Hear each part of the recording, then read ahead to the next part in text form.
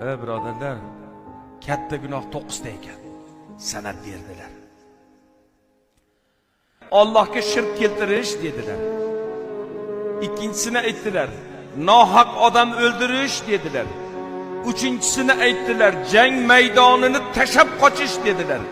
To'rtinchisini aytdilar, ayollarga tuhmat aytish dedilar.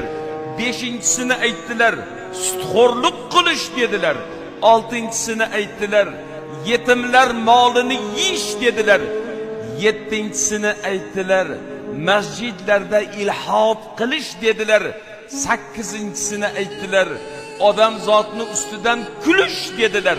To'qqizinchisini aytdilar, ota-ona dili og'rib, bolasidan dili og'rib yig'lagani dedilar.